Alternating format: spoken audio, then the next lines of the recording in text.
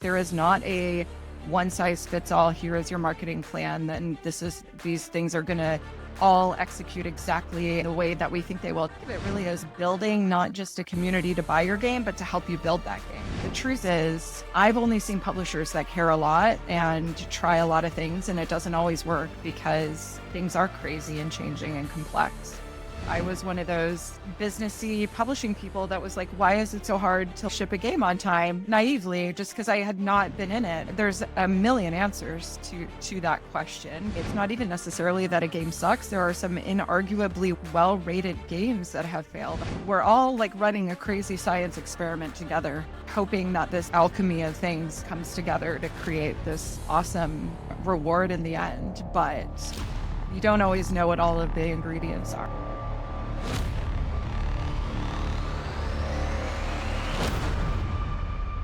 I've been hoping to have somebody with a publishing background on the podcast for a while. The way I view it is these are the two halves of like how a game gets to market. Is there's a development side and there's a publishing side. If someone were to ask you, what is game publishing? Like, just define it. What are we talking about? I think of it as like the parts of delivering a game to market, like the commercialization of a game in the marketplace. So publishing used to once upon a time mean also the financing of a game. It doesn't always mean that anymore, but typically it means the strategic side of how are we going to find an audience and build a community and get people to like and buy this thing. So marketing and community building. And then there's like the operational side of getting your game QA'd and looped and distributed on platforms, building a relationship with first party. And there's sort of the partnership side and between those two, which are like, what are unique opportunities for my game to stand out in a specific platform or ecosystem that I could benefit from, make money from. So I think of it as like the pieces of shipping a game that are not making the game. So when you've seen that go really well, like what caused it to go really well? And when you've seen it go really poorly, like what causes it to go really poorly? Yeah, I think from my point of view, first and foremost is like having a shared understanding of the goal is kind of where success starts from. And so where I've seen that go well looks something like we are on the same team. We are aligned with what this game is and like what the market opportunity is and how much it's going to cost. And we both understand like how those things pull against each other and how that tension is important to keep in check for us all to succeed. I think where it's gone poorly is game developer thinks publisher is mean and evil and like it only cares about money. Publisher thinks developer doesn't care about money and is just like a silly creative. And there's like a lack of respect for both sides. And in my experience, that comes from like sort of this lack of like clear vision for like, what are we all doing here? I'm a big, huge fan of like super well-defined goals and then creating systems to accomplish those goals, both on the creative and on the execution side. And where I've seen things, I think devs typically think of goals as the player does this thing, like a player-focused thing without the other piece of like weighting that in the market opportunity or basically the time constraints. So a better version of that goal is we deliver this thing to this audience within this timeline. And those constraints and opportunities mean that we all get to keep doing this as jobs together and have like built a successful base for a business. Right. So I'm going to ask a chicken and an egg question.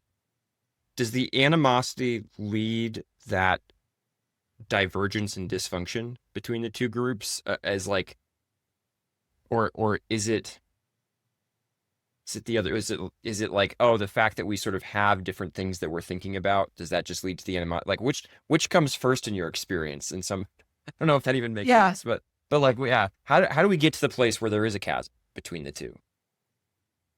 I think time and maturity. I mean, I think our industry is still relatively immature and going through sort of those like fundamental maturation phases now. I think people have been doing it a long time. Like I started with the creative auteur position of game creation came with like a certain deference to the creative side and kind of like the suits against the creatives and like lack of we've got to work together. But I think The market dynamics are such now, like it will become not a choice. And Mhm. so it will come with more awareness and success of what it looks like to have a more like integrated partnership and relationship through game development. Um, your background from Riot, where you're essentially a self-publisher, I think is more of like the version of success insofar as like those teams are integrated. It's not seen as like a separate entity. Yeah. And the experience that I've had is the closer and closer you bring the teams together on throughout game development, beginning at the very beginning, like at the greenlight process, but getting clear about the ways we all engage and the benefits of us engaging the whole way through. That over time, I like we share success, and then therefore we share respect, and we're in a more virtuous circle of game dev versus the more I don't know, conflict driven version. I think one of the things that is fair to say is historically the publisher tends to hold the budget. And that's not, like you said, that's not always as true now, but they used to Right. be like, look, they've got the money, they're funding everything. And so they kind of have the power. They're with that successful model being the embedded one, like we're really integrated, we're sharing goals, we're talking to each other, we're understanding and discussing the trade-offs. Like it's basically healthy conflict versus unhealthy conflict about like, hey, the creative, but the marketing and the like how no one's gonna care, right? Like and kind of this back and forth that can occur. What prevents that from being set up? Like what yeah, what's been the barrier to that in your experience? I think we're seeing certainly, well, I think one version of the barrier is, in today's like indie environment, as an example, people have a creative idea, they begin to run with it, and then they often don't necessarily engage with like the publishing side until much later in the process. And so that's just sort of like the circumstances have made it so the timing is off for that engagement. And then you're kind of reacting to something that's already there instead of being part of the conversation throughout the game development process. On the Mm, larger scale, sort of bigger AAA side of the equation, I think it's just again like that the maturation of the game development and game publisher relationship and the shift from how games used to be made to a more modern integrated way of games being made today. And I think we'll continue to see that shift toward the more integrated model.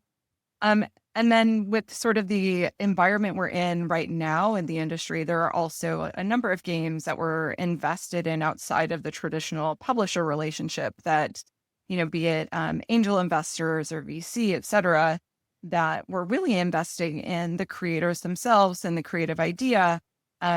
But again, allowed that studio to maybe skip some of the engagement that you would get from working with a publisher from the beginning, or at least having internal publishing capabilities at the beginning of the dev cycle. so essentially we we think of publishing as a, I don't know, last third of development sort of problem. And because of that, we don't actually get that insight early on. And so it's hard for us to share goals because yeah, by that time, a game dev team, they've established it. Like, this is what I'm trying to build. This is the game, blah, blah, blah. And the publisher just sort of has to accept that or not. And if they say no, then I go to try to find a different publisher. And if you say yes, well, now you're stuck with it. And, if you have good ideas, it's like, it's too late. And so I'll just try to solve the marketing, commercialization, like how are we going to help this be successful while you're kind of trying to finish the game, and we're it's not even, almost like we're not even talking past each other. We're just really not communicating a ton. Right. Or you're doing your best for where you are in the process. And you're exactly right. Like, I think the historic way you would think of like a publisher engaging around a game is like, oh, at vertical slice, they start to work. And like now we know that it's actually part of the whole process. Okay, so if um, two questions. One I'm going to ask about indie. The other one's going to be about AA or AAA. If you were setting this up, you were leading a team, and you were like, I'm starting an indie team. I have a ton of experience with publishing, so I know how to set this up so it'll be successful from the beginning and not make some of the oversights or whatever mistakes. Often, I think through ignorance, that people make around this. What would be the things you'd be thinking about in terms of when do I bring publishing in? How do I bring them in? If again, you're like, I'm spinning up an indie team, but I know at some point I'm going to want to be thinking about publishing because I need to market the game someday. Yep. I think first and foremost is thinking about what is publishing going to mean for our game development cycle for this game, and like how am I going to do that with or without a publisher. So with fewer sort of publisher relationships or publishing investments happening in the industry, or those turning into more revenue share, less financially like publishers writing checks, that increases the burden on the studio and the developer themselves to begin like understanding and building that relationship with the community.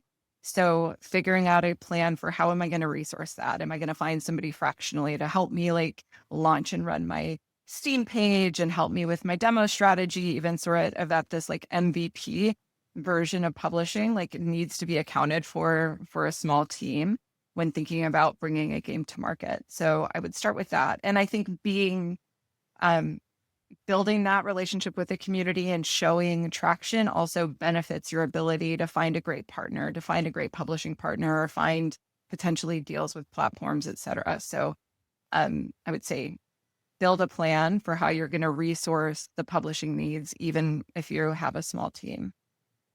You, before we go to the AA, AAA, you just said build a plan for how you're going to resource the publishing needs.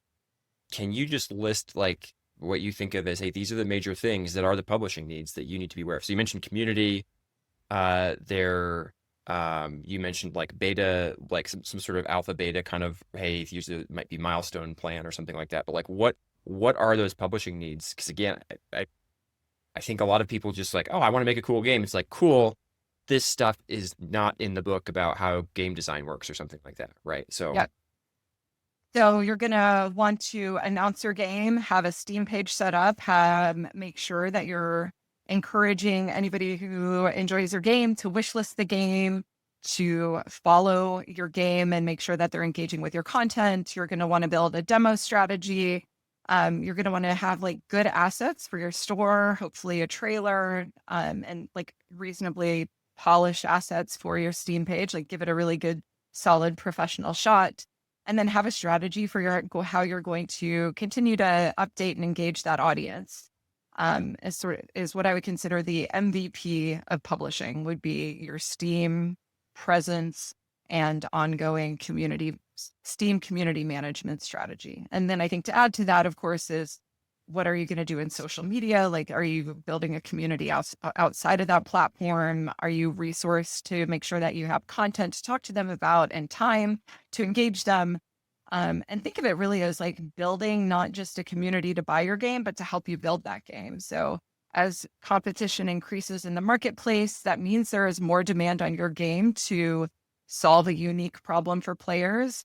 And your opportunity to make sure that you are solving a problem for players is to have dialogue with them, understand, like get their feedback on your game throughout development and, build in partnership with them. almost want to ask, can you go one more ring out? So if that's MVP and like +1, MVP +1, what's MVP +2 for like publishing? If that makes sense. Yeah, I think you're thinking of like festival participation. How am I bringing more people into my community and building awareness outside of like my direct to consumer initiatives? You're thinking of how am I engaging content creators and influencers and people who might like to play my game? Do I have an opportunity to do some ad spend testing and like, oh, this trailer or asset I made seemed like it did pretty well. Like, could you put some money behind it and make it go even further? So I think step one is sort of your direct relationship and community building. And then your higher levels are like building a larger and larger community and funnel to bring them in. Okay, so let's switch from indie to AA, AAA. Now you're running a studio that's looking for, maybe you've been funded independently, or maybe you're looking for a publisher to fund or something like, but you need a lot of money. You're trying to do something pretty big. How are you relating to publishing? How's that different from the indie side or not? Yeah, I think the same basics hold up. Like you're going to want to be cognizant of building a community and show traction with that community. Hopefully you are better positioned that as you're building your production plan, you are building in budget for bringing that game to market and have a strong sense of sort of what those needs are, even at a high level.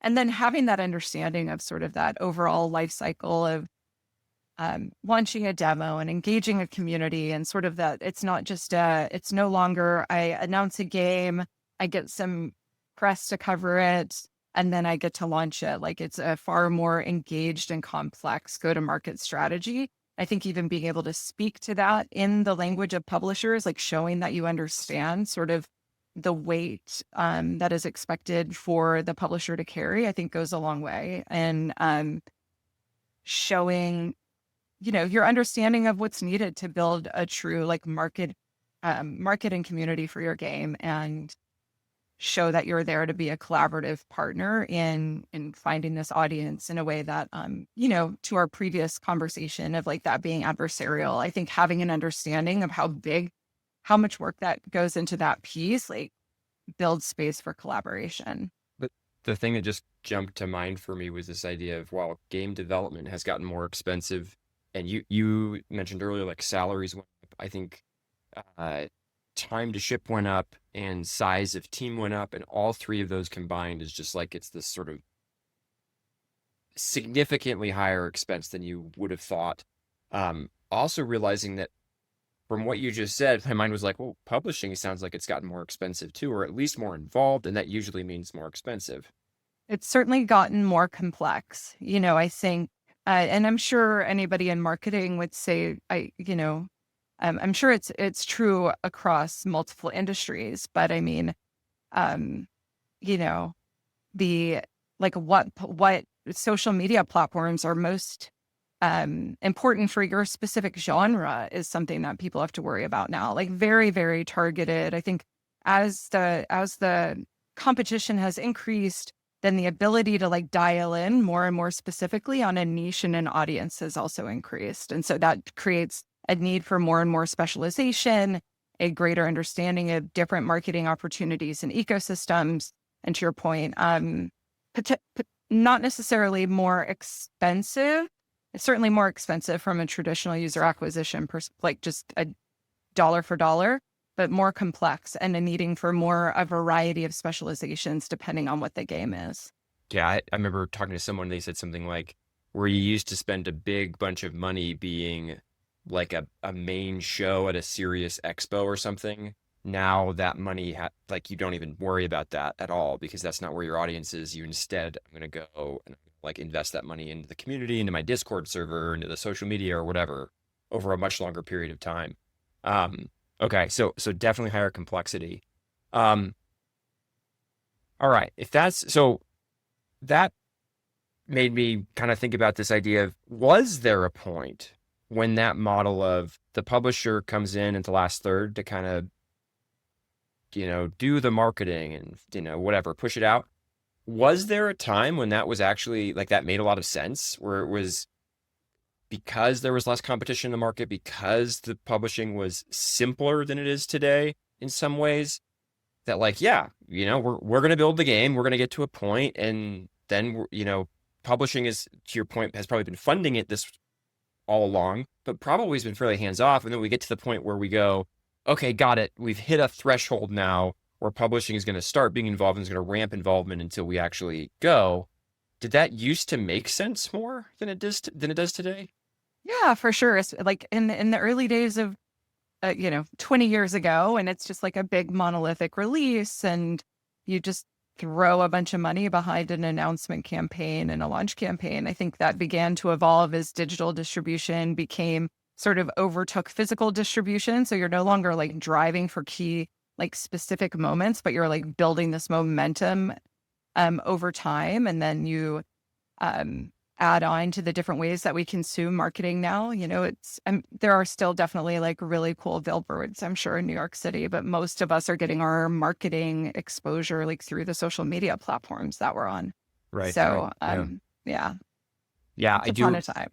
I do remember I lived in, I don't no longer live in LA. I lived in LA for 8 years. And I just remember when I got there thinking, oh my gosh, there are so many billboards on Yeah. everything. Like I it's feel the just same giant. way. It's Yeah, like, what it's do they want us to care about? Oh, that's interesting. yeah, exactly. Yeah. And there, you'll see big game like a big Call of Duty on top of the mall that's nearby my house. I'm like, who goes to a mall? And then you find out in LA, a lot of people go to a mall. But there's just, and the highway goes by it, and like it was so weird to me because not what I was used to. And then you get used to it, and then you go somewhere else, and you're like, wow, there's no billboards anywhere. Yeah. So different. But okay, so. So that's kind of been an evolution over time of what publishing is, to the point where now in both descriptions you were saying, like, look, earlier on you need to be thinking about this, you need to be aware of it, because publishing, it's funny, I almost view it as, because I've actually told game dev teams, like, hey, you need to go start building your community. Like, Right. you're just starting off, you need to go build, and I didn't necessarily think about, like, I'm asking them to do what was classically a publishing function. Right. Right. It's just like, this is just the evolution now. And to your point around maybe the embedded and more integrated model being more successful, is that there is sort of this, hey, can we align on the goals and then just see this as like, this is all the pieces that are involved in shipping a successful game. In game and software development, we spend so much time estimating, and it often feels like a burden that just takes a bunch of time but doesn't really add much value. My name is Benjamin Karsage. I've created a course called Advanced Estimation for Game and Software Development. This is actually something people out there asked for when I was looking at what would be helpful to you, what course could I build. Estimation was the number one thing you picked, and I can understand why. Everywhere I've gone in our industry and in software generally, I see teams struggling with estimation, fighting with a sense of false precision, and generally going through the motions rather than really getting value out of all the time they're spending. And in my time, both in the military, in software development, and game development, I've been able to successfully predict the completion of large projects. I've seen other people do the same, and so I know it is possible. If you want to be doing that for your team, if you want to be advancing your understanding of estimation and how it can help you, this course is for you. A quick overview of what we cover. We start by discussing the state of estimation today, why it's so challenging, and why are we all doing it and continuing to do it even though it doesn't seem to add that much value. Second, we talk about calibration, how we can become better calibrated estimators and train others to be the same. Third, we talk about how to get ready to estimate. Who should be estimating? What are we actually estimating? How do we set up ourselves to succeed and to avoid the individual biases and fallacies that prevent our estimates from being good? Finally, at least for early access, we talk about tools, techniques, the approach. What are the ways that you can actually create estimates that add value? And when should you not use those techniques and use others instead? In the future, we're going to be releasing even more modules where we cover things like how to estimate things that aren't just how long a project might take, but to think about money and resources and so many other things that we end up estimating, value and whatnot. The 6th and 7th modules talk about small and large scale estimation and really try to make all of what we've talked about so far practical. And those modules will be coming in the future. For right now, we're focusing on those first 4. And as a result, we're keeping this course in early access at a lower price. As more modules come out, that price will go up. So get it today while it is as low as it'll be, and you will get all the future sections as well as those first 4. It's already 15 hours of content and more than 20 worksheets, templates, and examples for you to take away. I also interject stories from my own experiences, both failures and successes, of how estimation has gone well and poorly and what you might be able to learn from those things. So there's a lot of tools here, there's a lot of resources. This is a problem we're all facing because we all spend so much time doing this, and I think we get way too little value out of it. I think we could be spending less time and getting more value and really helping our teams succeed, creating the software, the games that will really please our audience and players. If that's something you're interested in, check out the course. I guess the thing I'll add to that, you asked about like what makes these relationships like positive versus less positive. I think that the opportunity in having that shared goal is having a shared approach also with like, this is a complex and ever evolving ecosystem that we're in. So we're going to try things and test things and learn and pivot. Like, there is not a one size fits all. Here is your marketing plan. And these things are going to all execute exactly as, in the way that we think they will. Just like there's not a game development production plan you see at first playable that is going to totally hold up and like reach the goals as articulated at that time and place, like that you agree to that plan. So having a shared understanding of like the shared goals and a collaborative, iterative approach to like finding that audience and testing that audience and learning more about the game and how it resonates and what works and what doesn't. I've seen, the yucky side of it, publisher developer relationship is like the publisher doesn't really, the feeling from the developer that the publisher doesn't really care or understand their game. And the truth is, um, I've only seen publishers that care a lot and try a lot of things, and it doesn't always work because things are crazy and changing and complex. Yeah, And things oftentimes you think would make a lot of sense, like just don't move the needle. And you can do things really, really well and still not succeed. So it's tough out there. I feel so bad. I'm gonna pick on Concord again. One of the things you were talking about is that both that customization and the relationship between the publisher and the dev, and that you're trying to pick the right set of things to solve the problem that this particular game has for its particular audience at this particular moment of time. And an interesting thing for me from the outside, not being a publisher, so I'm curious your take on this. When I saw Concord go out, it was this very large, some people have said like that's the most money entertainment has ever burned in one shot, right? Just like this did not work. Um, and I talked with somebody who is closely related to that, and they said Sony was a fantastic publisher. They said like this wasn't, you can't go blame Sony for this. But what they meant was that Sony provided money, space, room, and was very hands off. And the thing I remember thinking is that's fascinating because, isn't that, well, that's what we want. We want the hands off publisher, but is it? Right. And one more thing beyond that is when I saw the Concord go to market as a consumer, as somebody who likes playing shooters, was somewhat interested in like, well, is this going to be a cool game? I wasn't sure. I'm not really that much into the hero shooter stuff, but like, it could work out. I remember watching and going, you're marketing a live service PvP experience as if it's like an open world single player experience. It Mhm. felt very strange to me. So that's my take. Curious what you saw, if you don't mind like diving into that or other examples of like when you've seen this kind of go sideways. Um, I don't have any sort of firsthand experience with that game, but I think in general, we didn't see the modern, like holistic community building as that largely community-based game came to market, um, to help sort of validate early assumptions. When I think of the game development or game development process, which to me like includes publishing, you have a hypothesis. Like I am making this game for this audience within these constraints in order to derive this outcome. Like that's sort of your hypothesis, right? I'm going to Mhm. make this hero shooter that's going to appeal to these people, and there's this many of them. And if I'm right, and I can do it within this time frame, aka your budget, like it maths, and we all get jobs. We all get to keep working, right? Like that's kind Mhm. of like the agreement that we're all entering in when we make a game. And I think the Mhm. hands-off developer or hands-off publisher approach is not putting their bits into that hypothesis. So the hypothesis in that case is only I am making the shooter this or this game for this audience. And there's not the process in place to validate like, does this audience like that?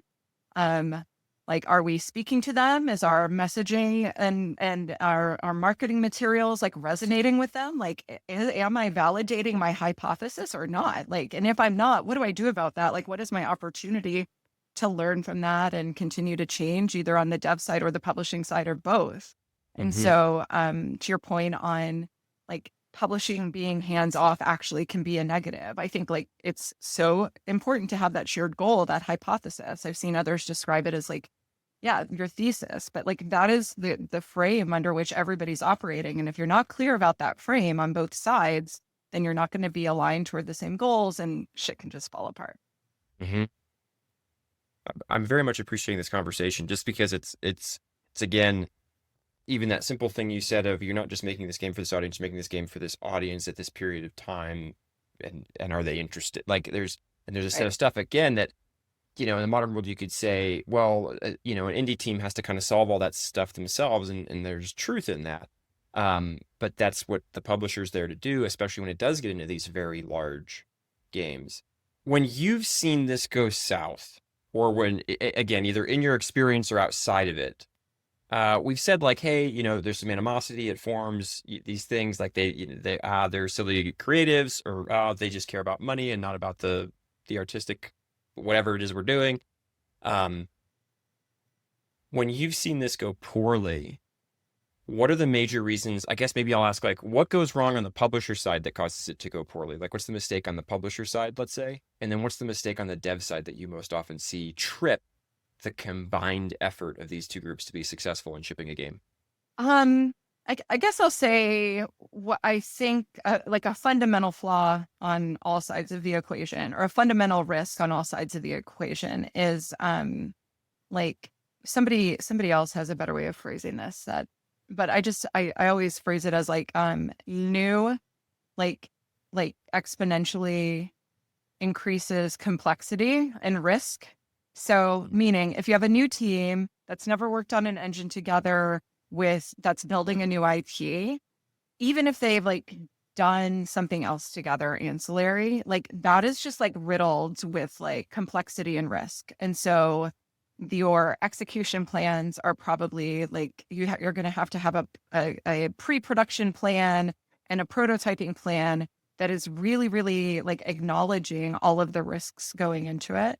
And where I've seen things go wrong is like a lot of faith has been put into like or hubris, like a lot of confidence goes into like, oh, this and this and this and this, and like cool math, like let's go. And without like a clear sort of like reckoning with like the complexity of the undertaking.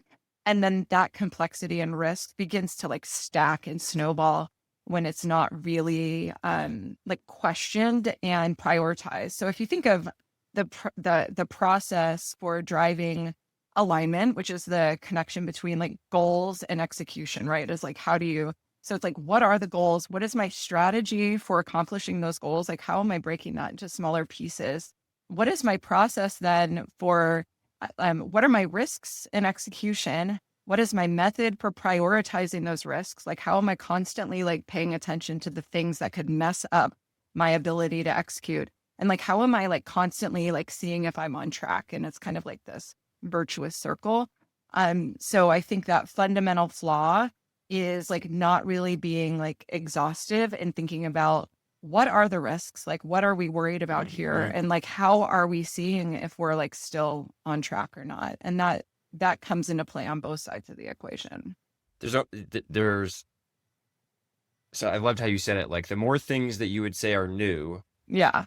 there's just sort of like, hey, congratulations, you just went from like Right. one in Right. 20 A succeed to club one in sandwich of 40 succeed to one in yeah. 100 succeed. Like you're Right. just stacking your failure chance to some extent, especially if you don't take that seriously. And I think the idea you said of one of the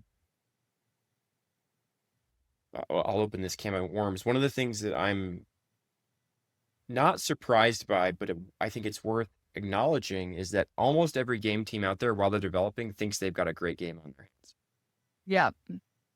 hands. And this makes sense. They're deeply engaged in that work emotionally and actually. If someone were to come in and try to dispassionately explain to them why it was or was not good, they would kind of be like, whatever, you don't know anything. I've been working here. I know this is a good game. It's almost, there's like a, and this isn't even a bad thing necessarily, but there's an emotional connection there. Like you become ego invested in the product you're working and you want it to succeed. And when we want something to happen, we tend to tell ourselves the things and look for the confirming evidence, right? We're all vulnerable to a sort of a confirmation bias type fallacy. And as you were describing it, that idea of like more new means more risk. There's almost this like, are you really taking that seriously?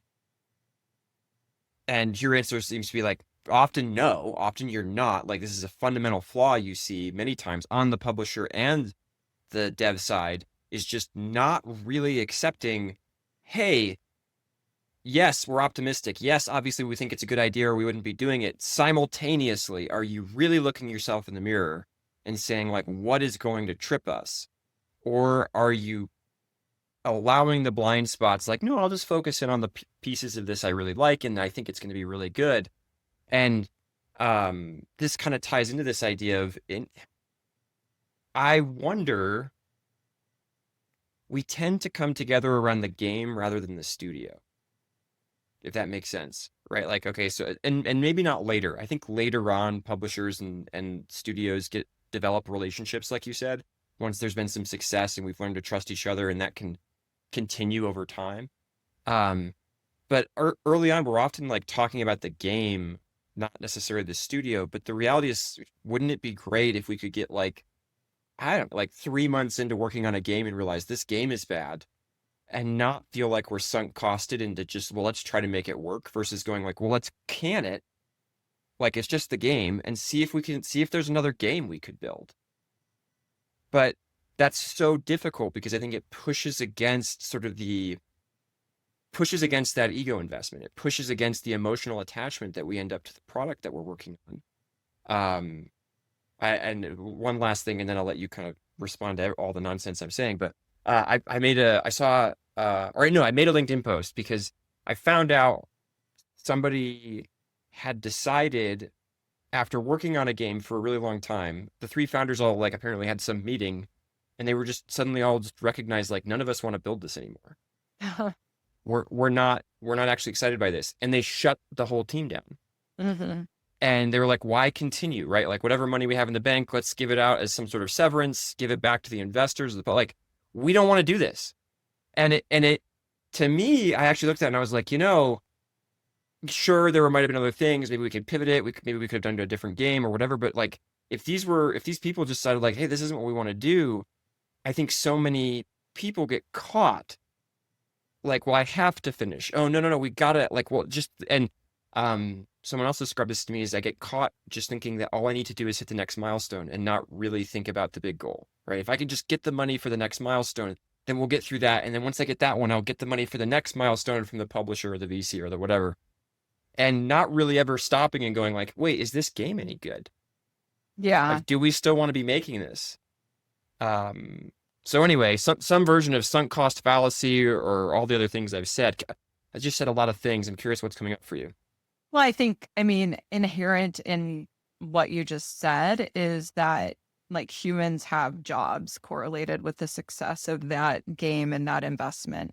And Right. so you have to have a different sort of fundamental operating model or staffing model in order to have that flexibility. Even on a fully owned studio, if they're allocated, like if you own a lot of studios, you're probably a big financial entity, and you have ways that you allocate costs toward things that you have to forecast well in advance in order to be a predictable business.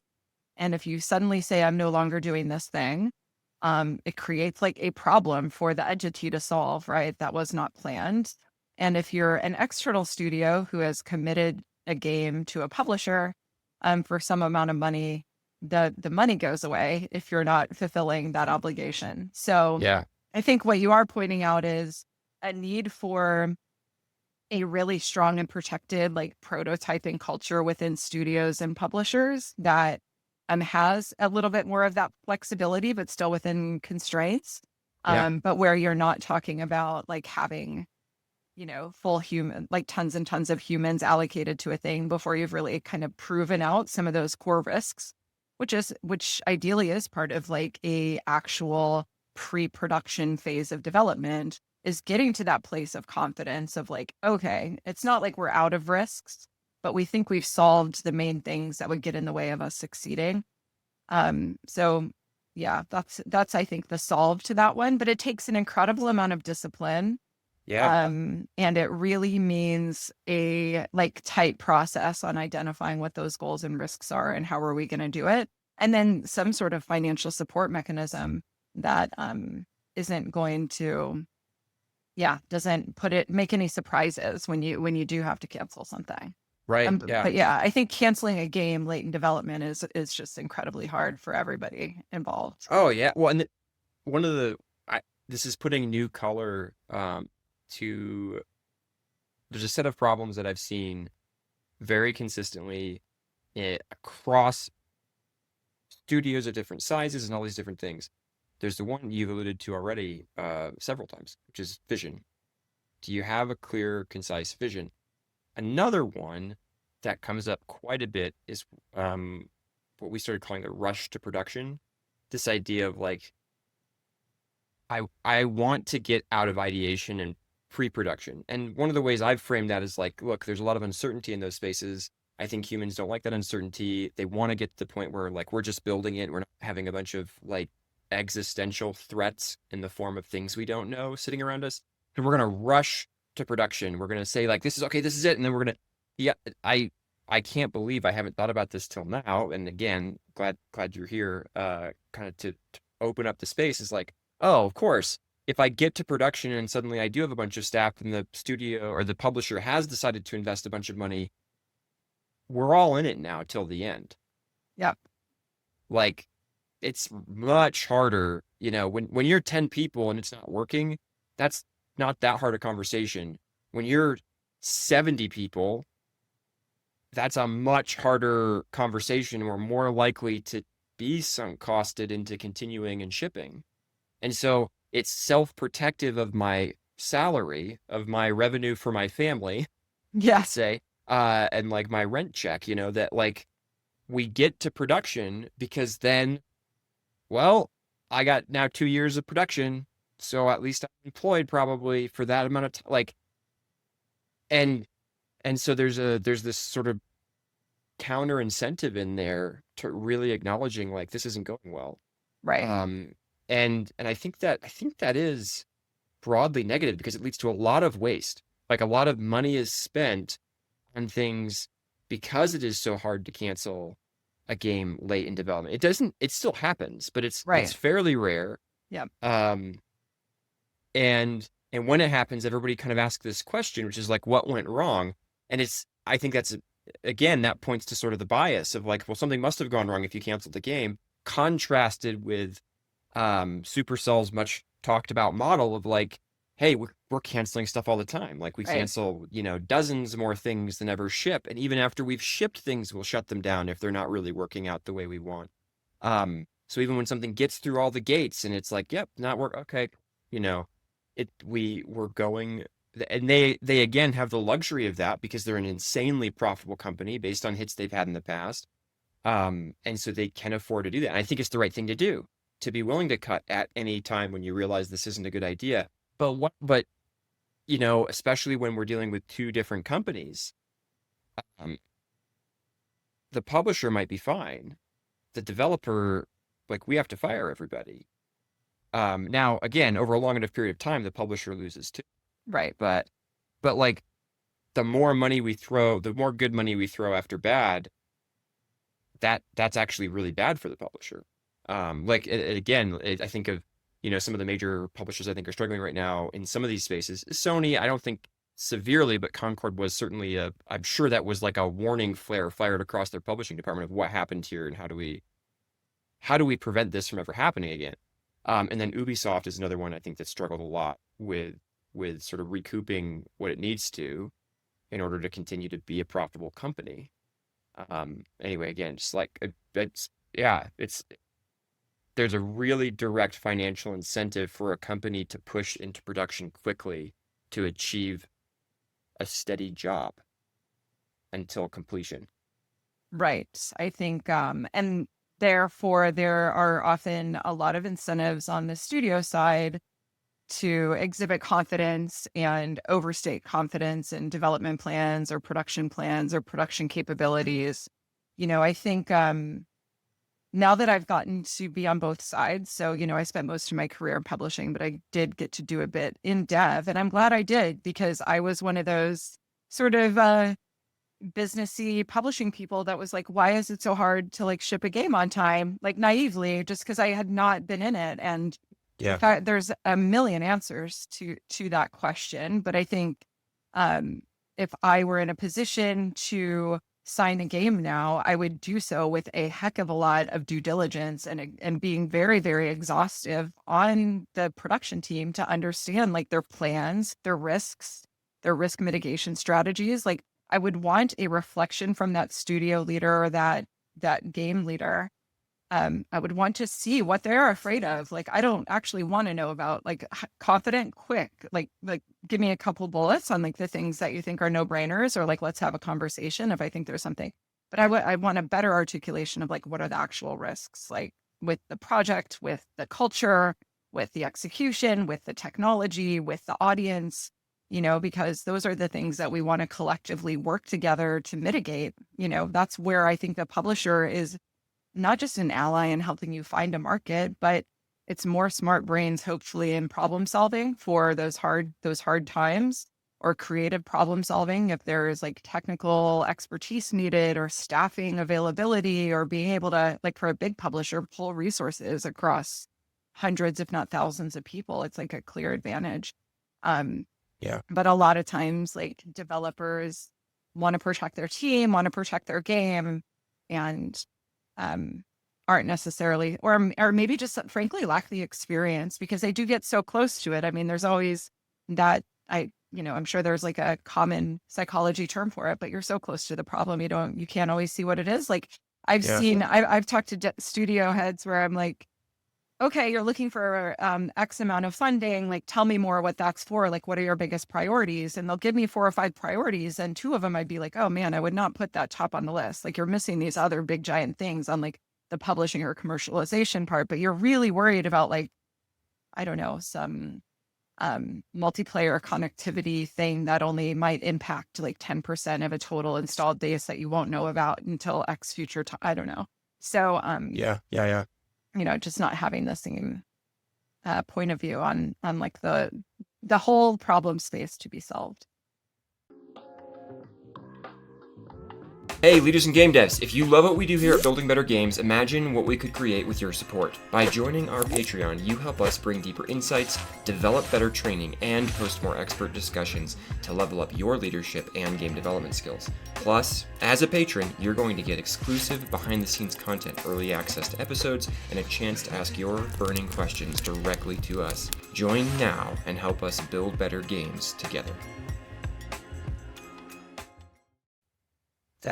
That leads me to now I want to know, what would you put at the top if you're signing, and that game studio comes to you and you said, cool, what are the 4 or 5 things you're most concerned about, or that you're like hoping that us collaborating can help you solve? You often get a not great list, or perhaps just a list that reveals the blind spots of the people giving it to you. What would be your, like, generically, obviously, because there'd be a bunch of specific things, but like, what generically comes up? I think generically what comes up is sort of, as I mentioned, like their awareness of the complexity of the market, like them just having an understanding of sort of the audience they're going for, where their game is in respect to that audience, what is the gap needed to address, and what are their strengths or weaknesses in reaching that. Like, if they have that narrative, and like, cool, like, or we can help with bits of that. But if there's just if somebody came to you and they announced a game 3 years ago and they're sitting at like 2,000 wish lists, but they want to sell, 500,000 units, or like, just like that how outsized their expectations are of like what kind of help a publisher would bring, like that would make me fearful. So I think I would be looking for somebody who has not just game development and studio leadership awareness, but just a high level, at least, of like market awareness. Otherwise, you run the risk that nothing you do will ever, like, that you're just never going to be happy, because the expectations on like how much you can actually influence that outcome at that point is. You mentioned that earlier too, this idea that all the people in the publishing side of things that you've worked with did care about the game. They did really want it to be successful. Often they did really great work to try to make that happen, and it didn't come together. And, everybody always has their person to blame. That's the advantage of the two-party Right, that's true. high animosity model. Is like the devs always get to say, well, the publishers, how they messed it all up, and the publishers always get to say the devs, like, this game just, it wasn't, what can you do, right? Like, Right. I can't, polish the turd enough to make this appealing. I guess that's also something that is I don't know, just helpful frame to think about is, I can't guarantee any of my particular publishing efforts are going to be successful in the same way you can't guarantee that your game is going to be as appealing as you hoped it would be Right. and strike the audience. Like, we are all dealing with a ever-changing complex market. And there's high uncertainty all over this whole spectrum. And yeah, maybe a better or different publisher would have done a better job. We'll never know, right? Because we gave it our best shot and you were working with us and we couldn't figure out how to get your game in front of players.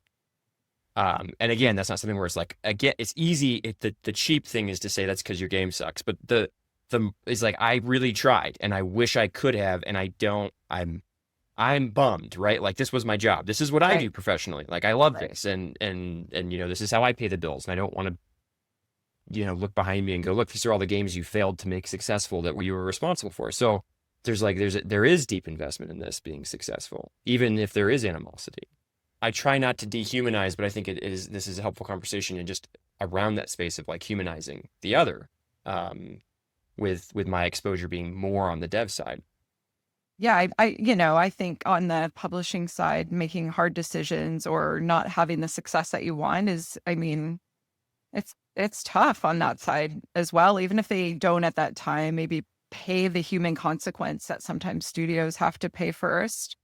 But the publishing side is putting in the long hours too. The publishing side is having like whiteboard sessions and creative sessions on like what are like unique ways that we can make our budget stretch even further. Like, what is the thing the plus one, like it's typically in all of my experience, my direct experience, it's like highly passionate people who care a lot about what they're doing, who are working really hard. So, it doesn't always work. And to me, it's not even necessarily that a game sucks. There are some inarguably well-rated games that have failed. I am at one point there was a slide in Matthew Ball's like State of Industry, and he like mocked up like he had cover art for all the games that like either were pulled or just like failed. And the average Metacritic on him was like a 77 or something like that, or 74. It wasn't 50s. It wasn't like inarguably terrible games. That average included some that were 80 something reviewed games, like games that people liked. It just didn't resonate at the scale needed in order to justify the costs and ongoing support. And that's why, when I said hypothesis, like that's a scientific method, like we're all like running a crazy science experiment together, like hoping that this like alchemy of things comes together to create this awesome, reward in the end. But you don't always know what all of the ingredients are. And sometimes you might even have a lot of confidence in an ingredient and don't realize that you just benefited from a time and a place and a zeitgeist that you thought you could repeat that like actually is not repeatable. There's so many pieces to it. So Yeah. maybe if there's one takeaway from this podcast is the humanity of it all, and that it's a bunch of people who care a lot about what they're doing, trying to succeed together. Yeah. Yeah. So the other, we were talking a bit ago about like the challenges that come from both sides of this, and sort of the mistakes that are commonly made. Anything else come to mind as you think about dev side, publisher side, in terms of their relationship, that coming together of them, that we haven't talked about yet?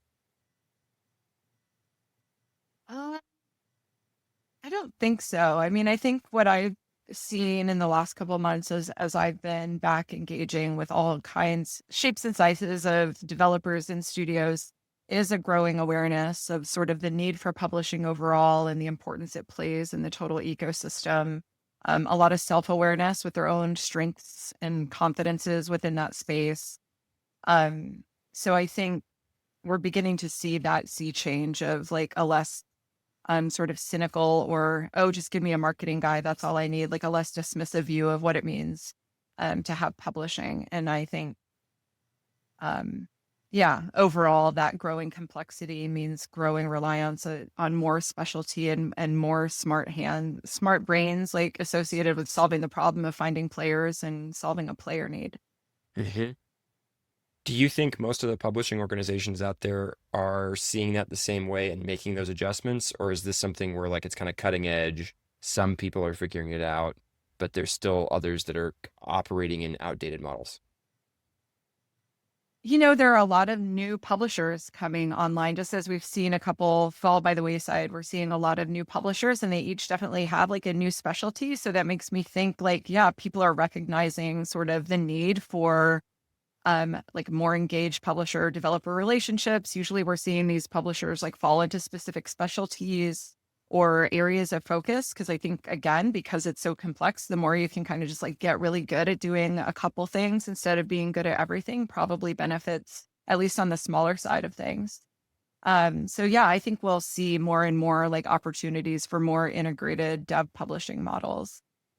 Is there any publishing organization that's come out that you've spotted recently that you're actually like, whoa, that's actually that's really clever. We're like, they seem to be doing something really right in terms of what you were just talking about that you don't mind naming?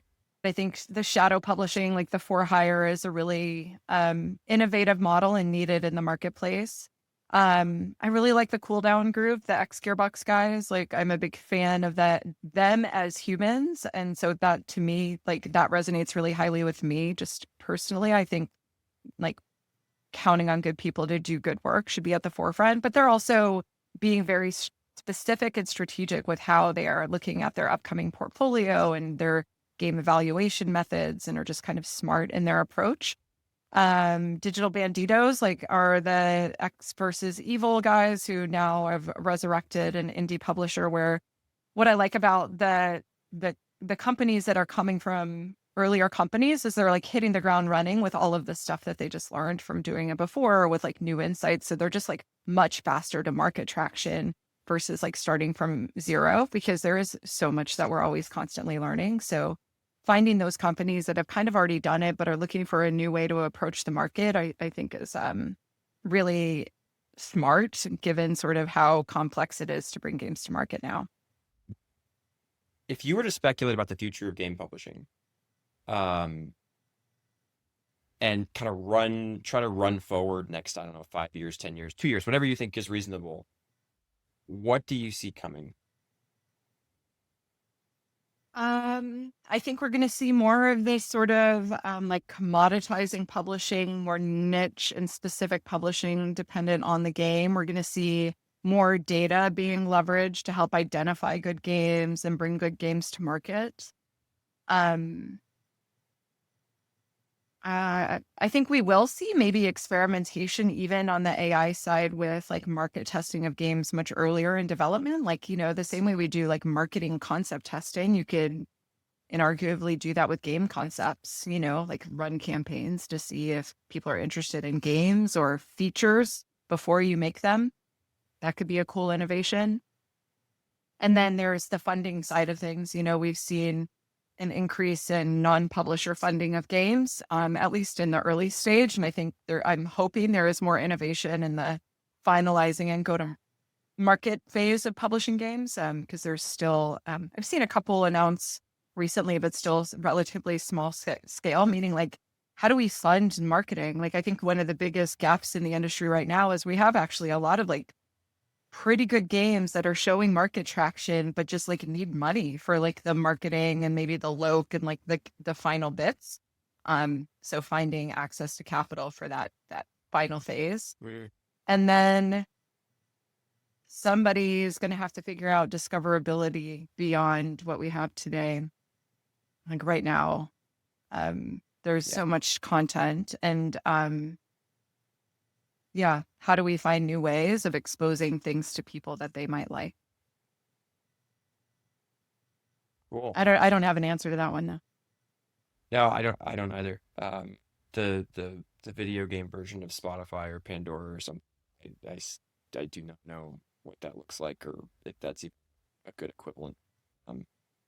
Oh, the other innovation in games overall, but also games publishing, is on the user-generated content side. The UEFN and the Roblox, like, those are really immature right now, but it's creating hordes and hordes of game developers and publishers as we speak. So what does that maturity look like, and how does that sort of influence things?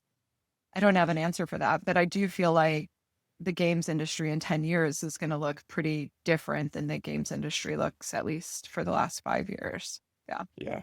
Beyond what you've said, and maybe there's nothing, but beyond what you've said, what would you give them as advice for being successful as leaders in game dev from that publishing lens? I would just say understand how important publishing and community is in your game development process, and be very curious. Like if you're a small studio or a one-man show, like you're going to have to be very curious and be self-taught about how to traverse that space independently, because it is as equal to your success probably as how good of a lead engineer you have, right? Cool. What should I have asked you about publishing that I didn't, because I don't know the space very well? I think you did a pretty good job. And yeah, we'll probably get off of this and then I'll be like, oh my gosh, I can't believe I forgot this entire thing. That's really important. But I feel like we did it justice. I feel like the main points were hit. You know, my big soapbox is game development and publishing is one thing, like it's part of the same ecosystem. And that the more that we can build communications and systems and processes and collaboration around that, the more likely we are to succeed on the other side. Yeah. Love it. Okay. Anything you want to plug before we wrap up?